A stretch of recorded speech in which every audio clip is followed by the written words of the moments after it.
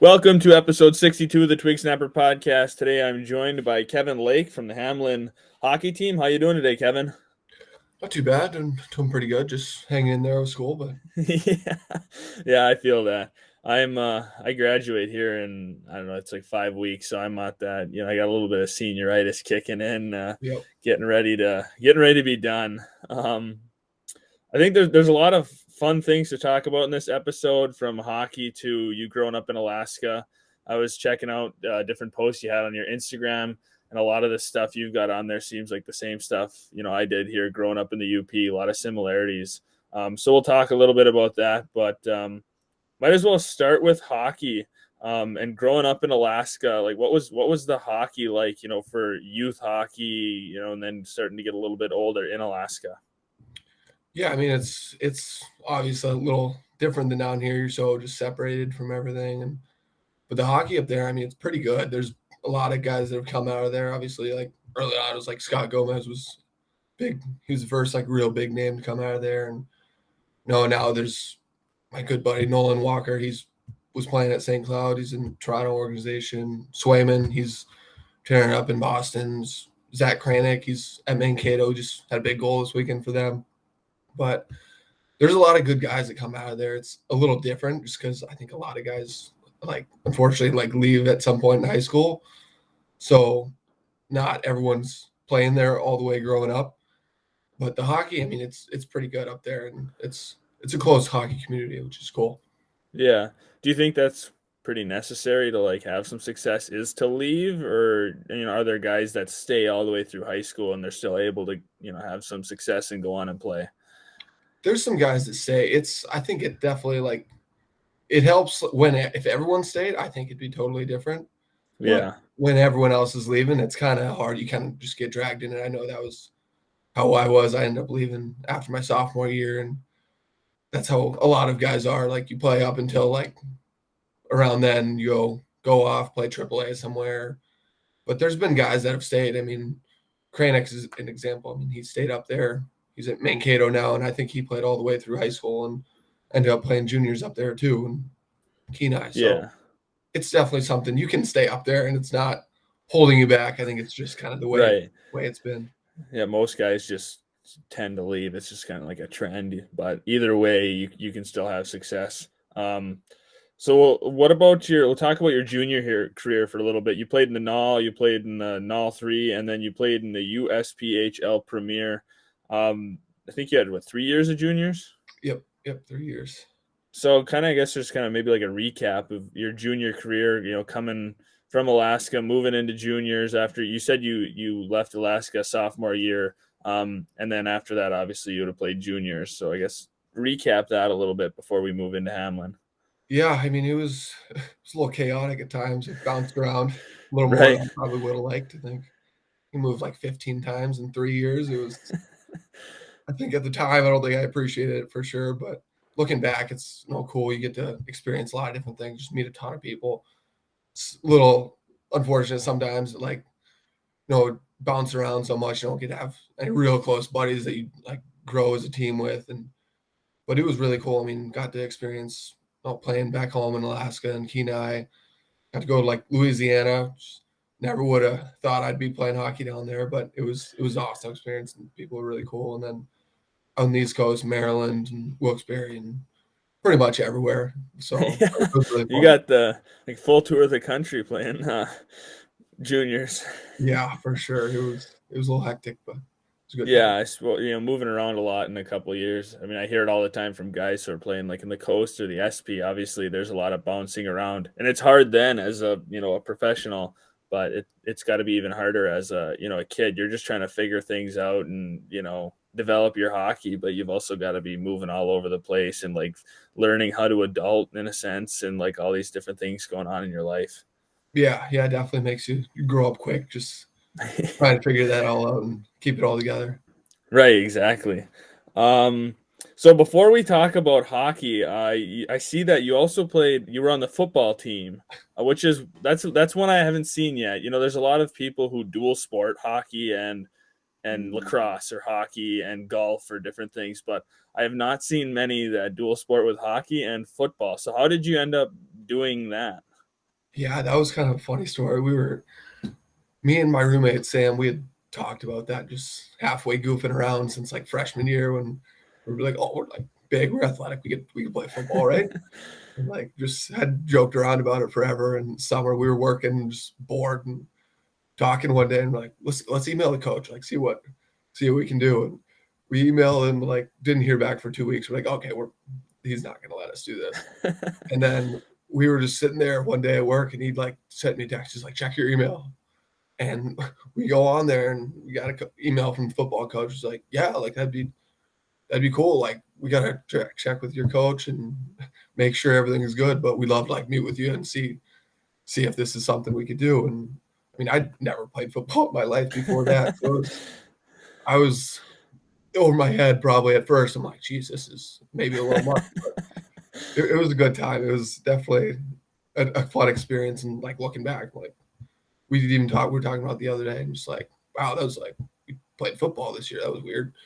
But Yeah. it was cool to just experience that, and I don't know, try something new. It's not obviously Right. something a lot of guys are doing. No, yeah, that's one. Like I said, I've never heard that before. One, just like dual sporting, and two, like I've never played football before. Let's email the coach, see what happens. Yep.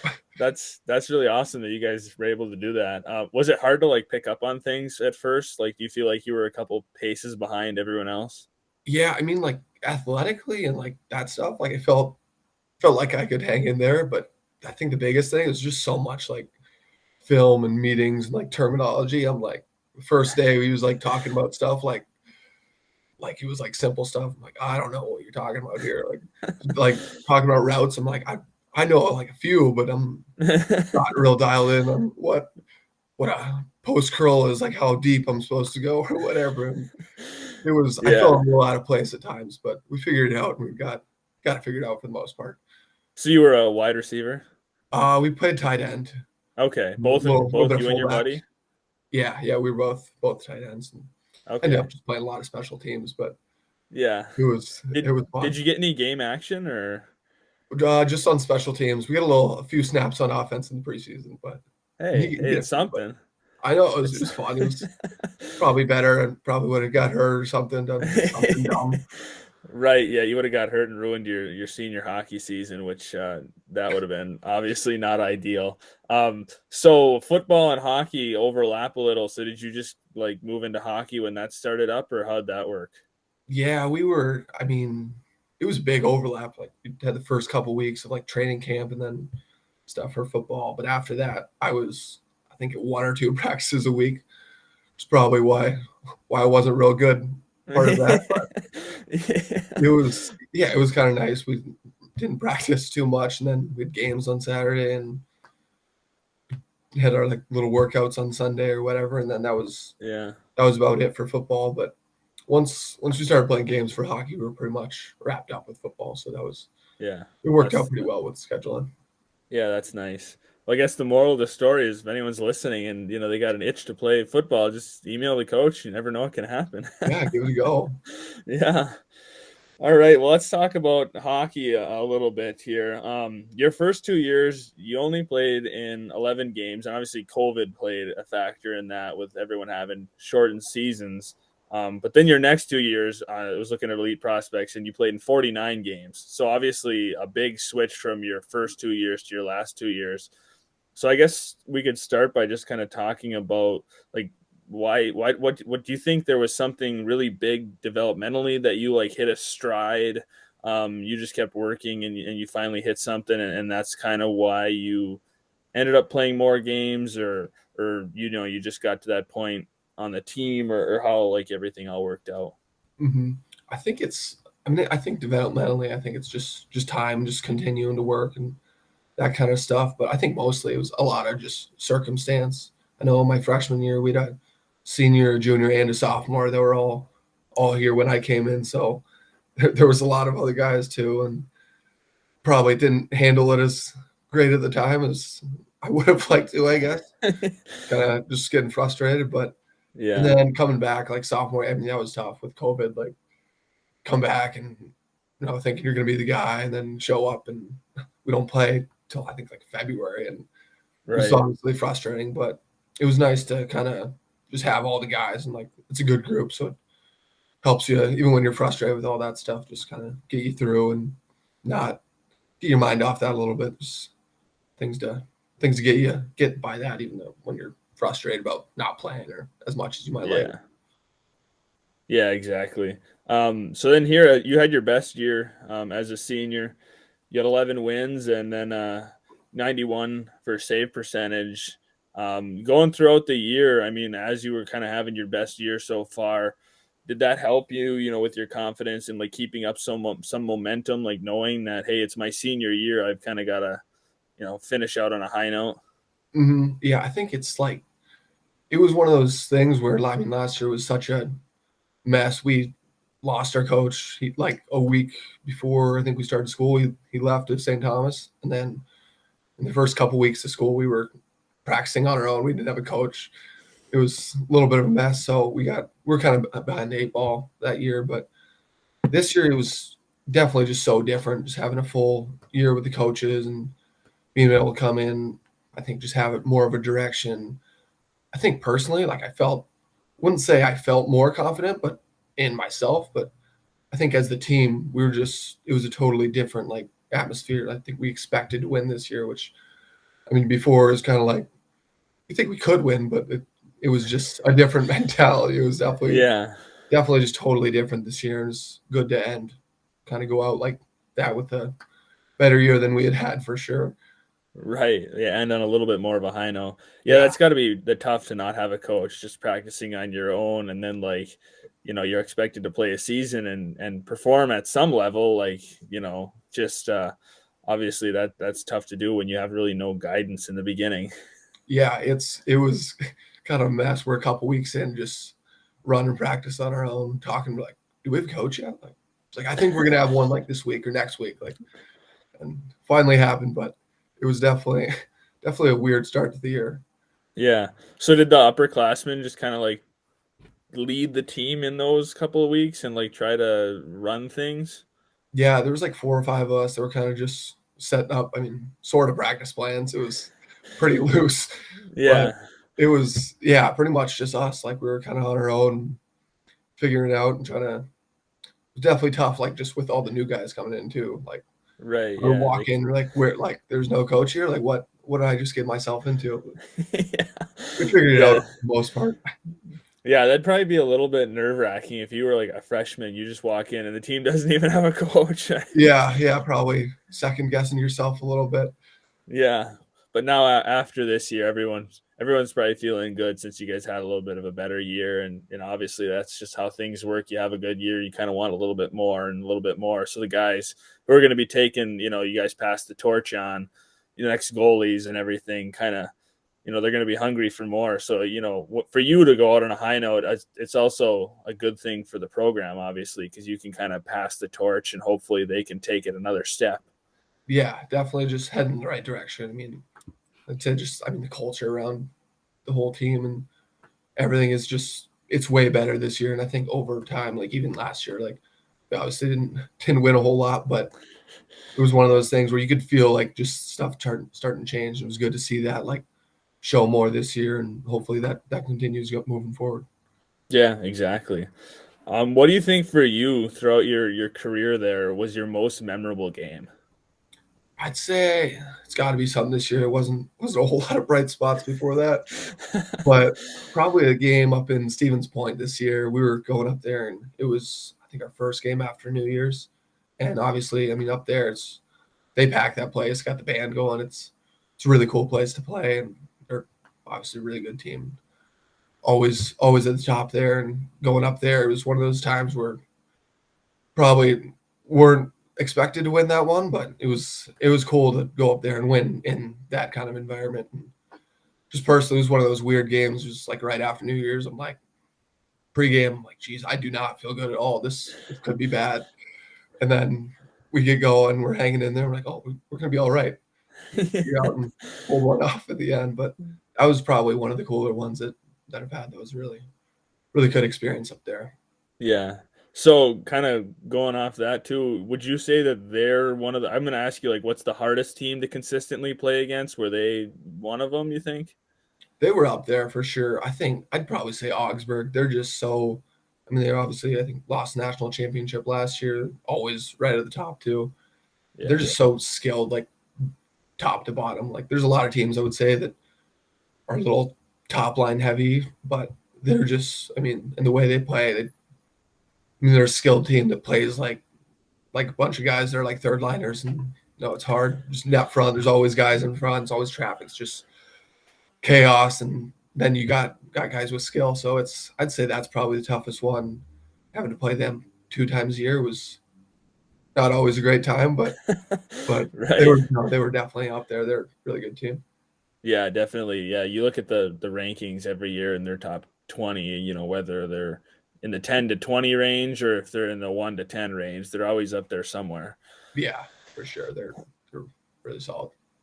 All right. Well, let's transition here into a little bit of, I guess some less hockey stuff and more fun things. Growing up in Alaska, different stuff. I noticed you got some snowmobiling, jet skiing, like water skiing and wakeboarding, fishing, all the fun stuff. I guess let's start with snowmobiling. So, what I noticed you got a Skidoo. What kind do you have? Oh, I got a Summit. I got an older one. I got all my brothers, my dad. They all got new ones. I got left behind, so I got the older one. But no, it's a good time. We all, growing up, that was one of the things, like play games, then you get a Sunday off. We all go up north and go ride slides. And it's fun. It's kind of something that, I mean, I'm sure Michigan kind of similar to that, but a lot of guys don't get those experiences, and that's kind of no, definitely not. Yeah, if you got guys coming from the city or something, they have no idea. Yeah, I definitely don't realize how cool that is at the time. Yeah. So you guys do a lot of backcountry riding and like playing around, or trail riding, or? Yeah, it's a lot of backcountry stuff, and obviously there's a lot of mountains up there, so that's cool being up in the mountains, and little bit of everything. We got a cabin that there's a lot of trails, and whole bunch of buddies that have cabins around there too. Ride over to their place and just meet up with your buddy. There's a lot of everything. It's a good time. Yeah. Well, I had growing up this old 92 Indy 340 light that I shared with my cousins. And I'd take that thing out into the backfields and, do everything I could with it and be throwing that thing around. I mean, the one good thing, obviously didn't have a lot of horsepower, didn't have a lot of, the track is pretty short, but it's light. So you can toss that thing around in some, in the fields. Yeah, we had one of those too. It was not too much to hurt yourself, which is probably no. Yeah, exactly. I'm surprised though, like how good that thing ran. For a 92, it's still running. My cousins still use it. They just had to fix the headlight or something. Otherwise, the thing still runs really good, which is just insane. Yeah, run into a tree every now and then. Right, exactly. A little dent, but you're fine. Exactly. Yeah, you get yourself buried every once in a while too with that, lack of track. You think oh yeah, I can make it up this hill. No, I just. Yep. Oh yeah, it's awesome. Yeah, those are fun. You guys got a lot of, obviously like lakes and stuff. You had like jet skiing and water skiing and fishing, so a lot of water activities. I'm assuming in the summer more. Yeah. We just a couple years ago we got a cabin and a boat, so it's awesome going back summer now and just having all that and seeing your buddies out in the lake. The water's a little cold up there. I didn't really realize till I was down here. I'm like, geez, it's a little chilly up there. Got to see my buddies up there, and they were like, this is freezing. I'm like, oh, I didn't even realize this was that bad. I was just used to it. Right.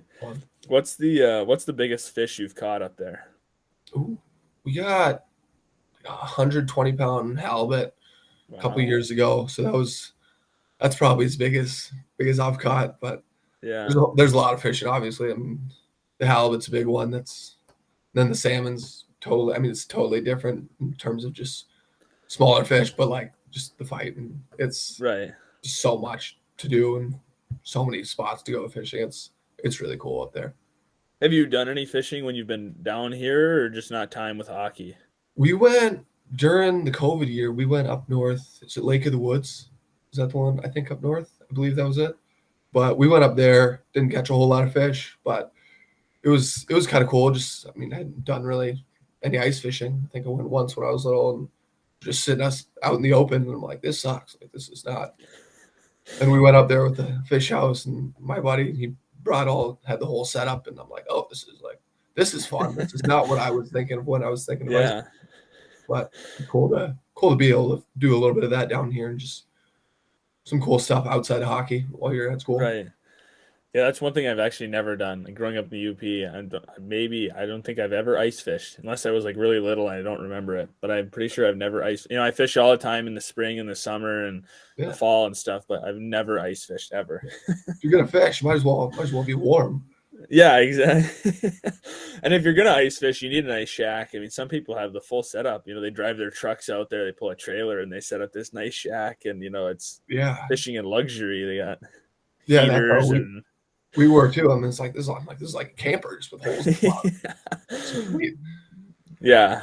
Well, I think it's the craziest thing. I think like with ice fishing is you start getting into this spring, things start to thaw out, and there's still like a thin layer of ice, and you see people out there with a shack still. Like there's like open water like 200 feet that way, and this guy still got his shack out there. Yeah, like this can't be good. No, people they're crazy with ice fishing, that's for sure. Definitely, yeah. So, what's your favorite food? Ooh, I probably gotta stay loyal to Alaska and say salmon. Wasn't growing up, I was like not every time my mom would make salmon, like this isn't very good. And being away, I'm like, oh, this is actually awesome. Like Yeah, as you grow up and you like develop a little more of a taste for different things. Yeah, like something other than mac and cheese and chicken nuggets. Right. Who's your favorite athlete? Probably have to say Crosby. Just sticking with hockey is kind of my guy growing up, I would say. And obviously, still ripping it up. So yeah, it's kind of been the guy. Obviously, not a goalie. I was just gonna say wanted to be a player for a long time, but yeah. Did you have a favorite goalie growing up? Like somebody you always liked to watch as a kid, looked up to? Not really, which is kind of. And I've got asked that. I'm like, I don't really know. Obviously, Carey Price was always a guy that was really good. Yeah, big interesting fan. So it was a Fleury guy, but kind of was, I don't know, was always drawn more to just want to score goals, I guess. I don't know. Yeah, it's always you like guys that score goals unless they're scoring on you. Then yeah, it gets old quick. Right. So you said, would your favorite pro sports teams be Penguins? Or I see you got a lot of baseball hats up and behind you too. So are you a big baseball guy or? Yeah, I grew up playing baseball. That was it was always baseball and hockey were kind of my things. And I was a big Jeter guy too.